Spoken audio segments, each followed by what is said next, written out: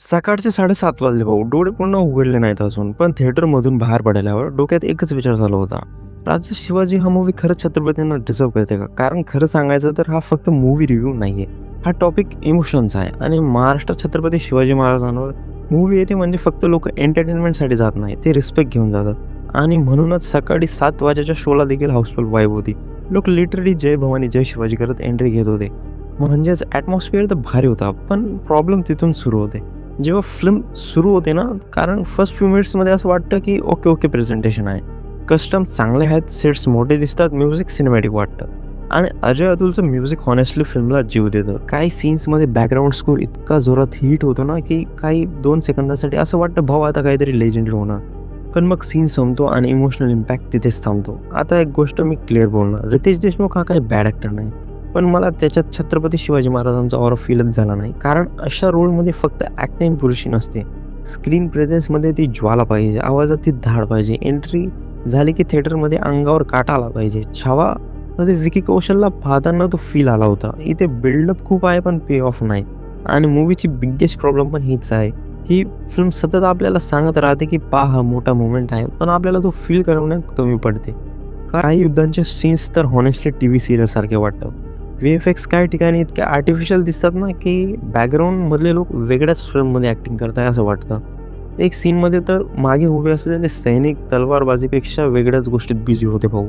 मी seriously scene सोडून क्राऊडला observe करायला लागलो. भाऊ काय हॉर्स रायडिंग सिक्वेन्सेसमध्ये कॅमेरा इतका शेक होतो की 2 मिनिटांसाठी मला वाटलं की मी बॅटलफील्डमध्ये नाही तर वॉशिंग मशीनमध्ये बसलो. पण फिल्म पूर्णपणे खराब बिलकुल पण नाही आहे, कारण इंटेन्शन्स खूप क्लिअरली दिसत आहेत त्यांचे. स्पेशली स्वराज्याबद्दलचे डायलॉग्स आणि इमोशनल मुवमेंट्स. आणि भाऊ अफजल खानाचा ट्रॅक सुरू होतो ना, तिथून मला पर्सनली थोडं जास्त इमोशनल फील झाला.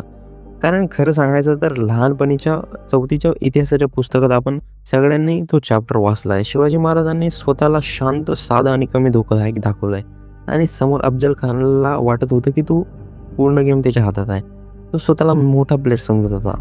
पण छत्रपती शिवाजी महाराज आधीच त्याच्यापासून 2 पाऊल पुढे होते. हत्ती मारण्यापासून त्याच्या इगोचा तो बिल्डअप आणि नंतर प्रतापगडची ती भेट, भाऊ त्या संपूर्ण घटनेत एक वेगळीच इंटेलिजन्स फील होते.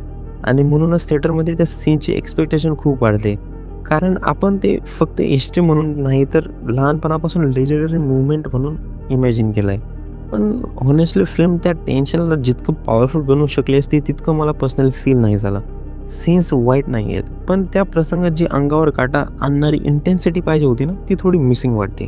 पण मग पुन्हा स्क्रीन प्ले घाई करतो. इतिहास इतका मोठा आणि फिल्म त्याला 3 तासात चेकलिस्टसारखं कव्हर करते. एक घटना कनेक्ट व्हायच्या आधी दुसरी सुरू होते आणि त्यामुळे फिल्म डोक्यात राहते पण मनात उतरत नाही. जेनेली याबद्दल बोलायचं तर तिने हॉनेस्टली एफर्ट लावले, मराठी बोलण्याचा प्रयत्न केला आहे. पण काही डायलॉग्स इतक्या स्लो डिलिव्हरीमध्ये आहेत की सीन्स संपेपर्यंत पॉपकॉर्न पण इमोशनल होईल. आणि हो, कॅमिओबद्दल जास्त बोलणार नाही, पण एवढंच म्हणेन भाऊ, स्टार पॉवर आणि हिस्टॉरिकल रिस्पेक्ट या 2 गोष्टी वेगवेगळ्या आहेत. ओव्हरऑल राजा शिवाजी ही फिल्म जी व्हिज्युअली मोठी दिसायचा प्रयत्न करते पण इमोशनली तितकी मोठी बनवू शकत नाही. ही फिल्म तुम्हाला सीन्समध्ये गुजबम देईन, पण पूर्ण फिल्म संपल्यावर जो भरावलेला यायला पाहिजे होता ना, तो मिसिंग वाटतं. आणि हीच गोष्ट जास्त हर्ट करते. कारण टॉपिक छत्रपती शिवाजी महाराजांचा आहे भाऊ. इथे ऑडियन्स फक्त मूव्ही पाहायला येत नाही, ते इन्स्पिरेशन फील करायला येतात. माझ्याकडून छत्रपती शिवाजीला 5 out of 3 stars. Music presentation आणि काही पॉवरफुल मुवमेंट्ससाठी एकदा बघू शकता मूव्ही. पण जर तुम्ही Chhaava level emotional impact expect करत असाल तर एक्सपेक्टेशन थोड्या कंट्रोलमध्ये ठेवा. बाकी व्हिडिओ आवडली असेल तर चॅनलला नक्की सबस्क्राईब करा. बाकी भेटूया पुढच्या व्हिडिओमध्ये.